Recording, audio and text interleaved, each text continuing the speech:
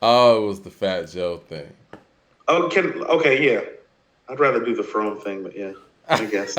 Okay, we'll talk about the Fat Joe thing real brief. We'll keep it real brief because we almost 3 hours in already anyway. Blue Collar Hustle says the only person to publicly call out Ye was ironically enough Nas. Nas told Kanye to stop disrespecting our when he was ancestors when he was on the Breakfast Club. Shout out to Nas, the rebel, and More I OG think talk Kanye from will the listen. GOAT, Mike. I think Kanye will listen to Nas. I believe that. I don't think so. You don't think so? No. Okay, well, Fat Joe was on the Breakfast Club before he hosted the BET Hip Hop Awards, and this is what he had to say about the question when people were, constantly having issues with Fat Joe using the N word. Said no one's going to pressure Fat Joe into not feeling or saying anything that he loves or believes in.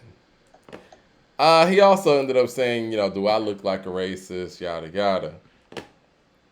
Um, Here's my opinion on that, real quick. I just feel like if a group of people tell you that they feel a way about you addressing that group in a certain manner, and you're not a part of that group, then you should respect that, regardless of what your relationship is with maybe a few people in that group. That doesn't mandate the orders for the group as a whole. I mean, as an example, like if I grew up around, let's just say, a bunch of Asian people and we were cool, and there were certain things that they allowed me to say around them that they were cool with because they looked at me as their brother or whatever.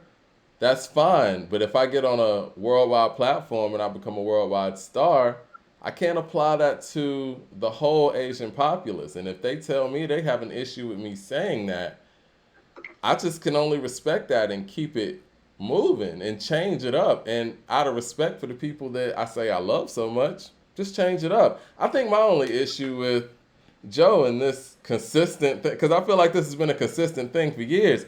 Why does he keep fighting this? Like, what's the problem? Like, why, why is it always a fight to be like, no, I can say whatever, nigga, nigga, nigga, whatever. Like, what's the fight for? That's what's kind of weird to me. So we got a black man selling White Lives Matters t-shirts, and we have a Latino who won't stop using the N-word. Right. I just Somebody just said, want hold people on, to hold on. understand. So Born King says, are any of his black peers telling him that, Mike? They don't have to. He can go off with his black peers and say whatever he I've been wants saying to. that to you though, Mike. I feel you, but he can go with his black peers and say whatever he wants. And in my example, I can go with my Asian friends I grew up with and still say whatever I want. But if I'm speaking to the world, you can't say everything that you're saying around your people. Do you guys go to work and say everything that you say around your homies in the workplace? Mm. You know what I'm saying? If niggas going to work talking about, yo, man, them bitches is bad, man. Like, really? Are we doing Can that? can I tell you something? And this is what I mean. Like every white person that's ever used the N word around me is no longer around me anywhere more. Even former friendships. Like I made it a point because white people are funny. They'll do it in certain settings so that they can't get. You know what I mean? But I've separated myself from all those people because, well, I'm sensitive like that. And better me just cut you out of my life than have to, fuck you all the way up for life. But in this case, he feels empowered culturally because he belongs just as much in his mind. I'm telling you, in his mind, he belongs just as much to black culture as he does to Latin culture because of hip hop and his partaking in the hip hop culture and him being from the birthplace of hip hop in the Bronx. Black men using the N word to describe him his whole life. You get what I'm saying? He has been getting called a nigga his whole life. Even though what is Joe? Puerto Rican, Dominican? Puerto Rican. He's Puerto Rican. Yeah. Right. So even though he's Puerto Rican, this nigga been getting called nigga for a long time, Mike. What are we gonna do about this Puerto Rican we've been calling my nigga? Has he Because been? that would sound like we got some issues we need to be solving too. That's all I'm saying. We can't continue to just audit the guy who's making the mistake. It's like, well, psychologically, why is he making that mistake? It could be because these niggas keep calling this Puerto Rican nigga and this nigga from the Bronx. And so he probably gonna start being like, well, nigga, please, you can't tell a nigga like me who's been using the word nigga and being called a nigga from the Bronx where hip hop was created, that in this hip hop sphere, I can't use the word nigga. And my response to that is like, that nigga might be right, even though it's wrong. Nigga might be right. Yeah. All right, this is what I would have to say about that, and there's a lot to unpack there. What I would say is the fact that the world's bigger than New York, and I say that respectfully. And I'm sure in his travels, he realized that all that stuff that you're talking about probably wasn't the reality when he was going to other places. He knows that. Probably not. And so I But think look at that, the other places that he's probably been. Like he was in Miami. I get what you're saying, but how yeah, much of that other life did he really see? I mean, I think that, let's just be real here. What, Joe's 50 something? He's been famous longer than he was in the projects, right? Right. Yeah. So, he's experienced the world. It's fair. And I I'm think just that devil's advocate. I'm playing devil's no, advocate no, because there are a lot of and issues I'm with glad this you word. are, because I mean I think those are some very valid points. But on top of that, I also think that as an adult, you have to really take in the information that you're getting, and never once was he saying like, you know what, I see how people could feel that way, blah blah blah, but this is how it goes. It's always nah. This, you know what I'm saying? Like, it's always on the defense. Like, why is this always such a fight? People told you how they feel, and they're entitled to be able to tell you how they feel. I think the example I gave you offline, There we the go. F word in hip Yep. hop, like the F word that refers to, people in the homosexual community. Hip hop used to use that word rampant in rap songs. I And told once you. that became an issue, and that became a slur publicly and on a massive level, everybody cut it out. It's crazy how much 90s hip hop you'll hear where that word is tossed around. And it's Yeah. almost like as we entered into the 2000s. And I think some of the Eminem controversy, not to just throw him up randomly, some of the Eminem controversy and the traction that he brought to the spectrum of lyrics again, and some of his He was verbiage being over the considered. top with it. Right. So he Yeah. brought attention to it, which is pretty much how we got ousted from the lexicon. But I told you, definitely two of my favorite rappers of all time. I think two of yours too. Well, Ghostface and Prodigy, Mike, used to slang that F word around, and they just both stopped one day. Yeah, DMX, rest in peace. Styles P. And, Yeah. and like I told you offline, like I remember the first time I went in the studio, I was like 17 or 18 years old. I had that in one of my rap lyrics, and my producer was like, "Yo, man, you can't say that, man." You know what I'm saying? And Mhm. that was well before that wave of it. But again, saying all that to say, when people say that they're offended, or a group of people say they're offended, we have experience in hip hop with taking certain things out of the lexicon. We So it's do. not like this is something that's never happened I think before. I think it does create a sort of a macro and a potential macro and micro uh, cosm in economics of the situation where, well, why is it that when any community gets outraged with how they're being treated, portrayed, viewed in society, even the legality and actual law or lawlessness of it, the uproar and the outrage is always enough to make things shake, except for when it comes to our people, Mike. Right. Now, I Everybody want to mean, and I'm fight not you being like, funny yo, because we just man. brought up the F word. Yeah. You know what weekend it is down here, right? I don't know. It's that time of year down here in Atlanta. Oh, okay. Pride weekend. And so it's amazing to me how, in a spectrum where homosexuals, gay people, lesbian culture, like I'm talking about the hip hop community, hasn't dominated nor thrived and have actually been ostracized, those who have like been outed or found out in various sorts of ways, or even rumor wise. It's amazing to me how they were able to get that word eradicated out of this culture altogether, that they really aren't even that big of a participant in, outside of a couple of nasty bastards who were considered to be originators that molested some children. But outside of those people, it really hasn't been prevalent in hip hop like that. It definitely hasn't been pushing the archetype or the motifs or the themes of the street at all, and that word was able to get eradicated. And so, from that perspective, it's not too much to ask Joe to stop using the N word, just off that premise alone. Yeah, I mean, it's happened. Ray Realm says, "You brothers forgot about me again. Darn it. Hold on. It must have been some music. I'm gonna check all the emails. We got it. We got to have a whole Ray Realm segment, man. I got to get to the email section and make sure we cover that on Friday where we're covering the music." Mad Max says, Hit me up on Instagram, like slide in my "Yeah, DMs yeah, on yeah. Instagram. Sliding, yeah." Mad Max Yeah, says, "I'm gonna say this: Puerto Ricans say the word all the time in NY. I think Fat Joe at this age not gonna allow non-New York people to tell him he can't. Also, Fat Joe acknowledges Afro roots within Hispanics. Well, see, this is the thing, though. Once again, the world's bigger than New York, and you have to understand that the black lexicon and black American lexicon is not just stringent to the New York borders. What does outside New Yorkers have to do with anything? You know what I'm saying? If somebody in Alabama who marched through Selma tells Fat Joe that they're offended by him saying that word, he gonna say, "Oh man, you ain't from New York, you don't get it." Really? mm. No, you make a valid point. Really? Like, come on, No, that's a man. very valid point. What are we doing, man? Like, again, I get it. Like you said with the Black Star thing, people make mistakes. Just own up to your mistake. I think that's the problem, that Yeah. the issue that I have with it. Why is he fighting us about it? So I'm going to keep on saying this again. A lot of people, like, it's easy to call somebody a hater when they're telling you the truth and you just don't want to look at the truth and like receive it for what it is. We deify these guys at a very young age and make them feel like they're heroes and that they're untouchable and that they're beyond reproach.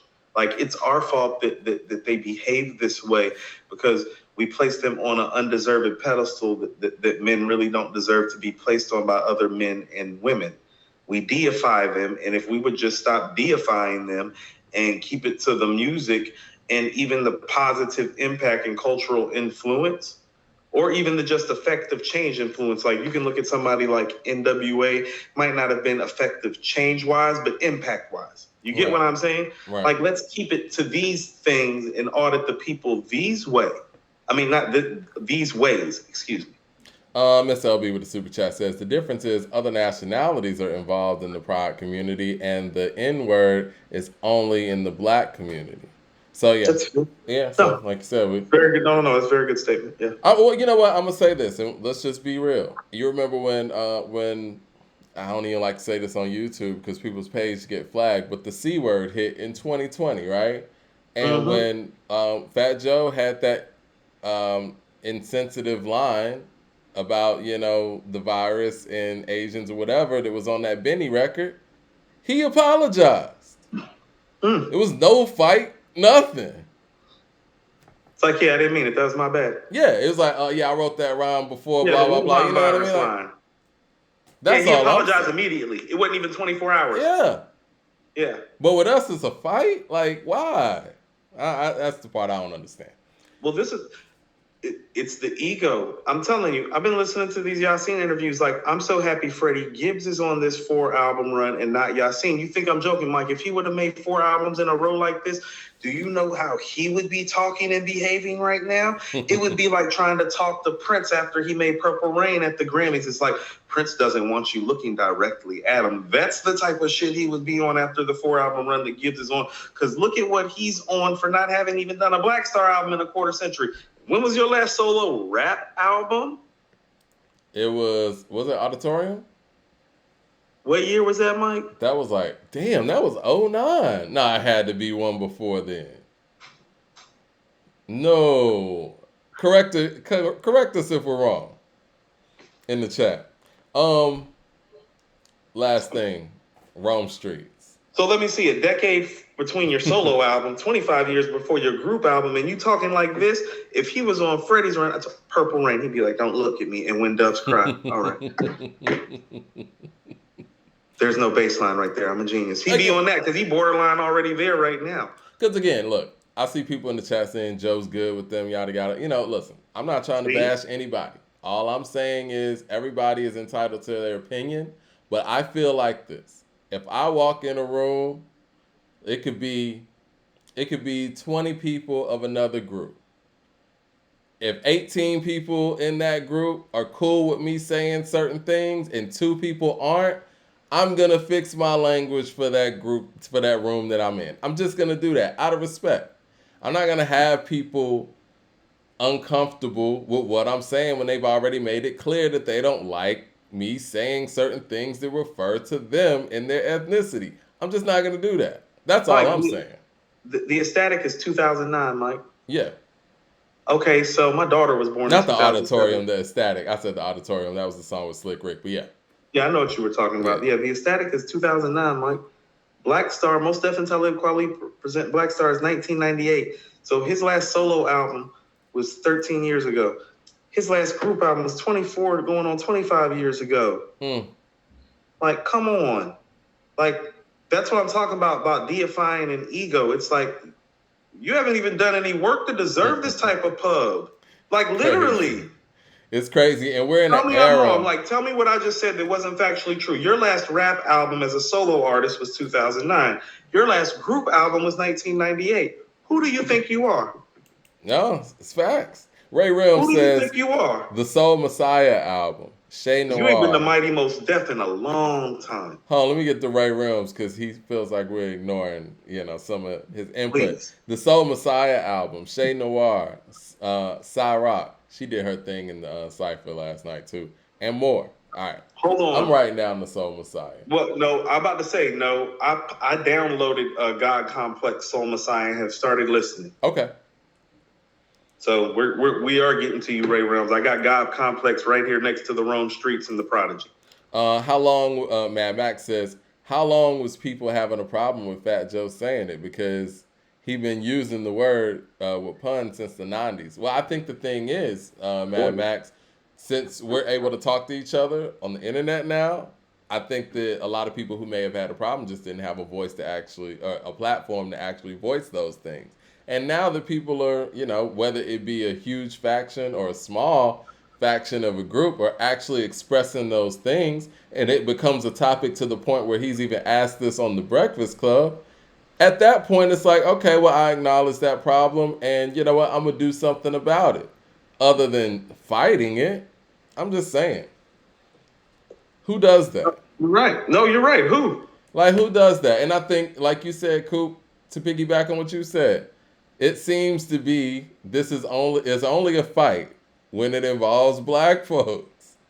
Oh yeah, y'all don't deserve no reparations. It's like, You be damn. right. But hold on. But look, with the Indians, they be like, no, we did y'all wrong. Take these reservations. Take this. Black people be like, no, we bought you here, and you're okay now. The Redskins got their team changed.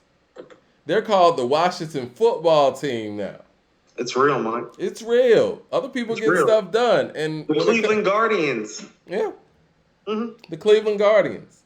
But with us, like, you shouldn't be offended. They're mad at us. And I say us as a collective group. They're mad at black people for being offended. It's crazy. And look, Mike, and they literally close the door after conversations like these. And this is exactly what they say. Those niggas tripping. Yeah. It's like... Next subject, Mike. They literally close the door and say, these niggas are tripping. It's like, you're taking this too serious. Like I said, it's just, like we said with the Nas interview, or Nas review from Pitchfork, it's a tone, man. You know what I'm saying? If somebody comes to you with a grievance, and then that person comes to you with aggression about that grievance, that's not a way to get anything done. Just saying. Jay Short says, think Fat Joe's ID acknowledges his Afro roots? Of course not. Why can't we all just get along? Why can't we get along? We can. Why can't everybody just be respectful? Well, that's part of getting well, the key to this is you're totally right. The key to getting along is respecting each other. As in everybody getting equal shake on the respect. These are the problems that we suffer from here as Black Americans, because it's like they try to make it seem like the fairness is equally yoked. I want you to understand we're living in a time where we have watched the Mexican and the Hispanic populace literally become important and get taken care of better than the Black community. Same thing with the gay, lesbian, transgender, homosexual population. It's like literally every subgenre that's not white on the demographic chart is being respected legally, socially, culturally more than us. And it's like, Economically. and you drug us niggas here. The least you niggas can do is stop saying nigga, nigga. Or at least act like you care about the fact that people got a problem with you saying it. Do you not Oh, nigga, understand the please. problem? Nigga, please. These Right. niggas don't care about that. Right. Mad Max in the super chat says, I feel Joe also feels like it's new people who want to be picky now. Because I heard Fat Joe's song. I'm sorry, songs back in the day. I'm sorry, songs dating back to the '90s, saying that there was no outrage from him back then. Well, I mean, again, to that argument, I'll use the F word reference again. There was no outrage when people were using the F word rampant in rap songs referring to homosexuals. But when people did have a problem with it, it changed. So I don't want to hear that, oh, I've been saying this since the 90s or whatever, whatever. Go tell that to the LGBTQ community. Tell them, you know what? I'm going to keep using the F word even though you don't like it because I've been using it since the 90s. Miss LB says, I agree with Mike D on this. Sorry, this pop-up came. I agree with Mike D on this Fat Joe subject.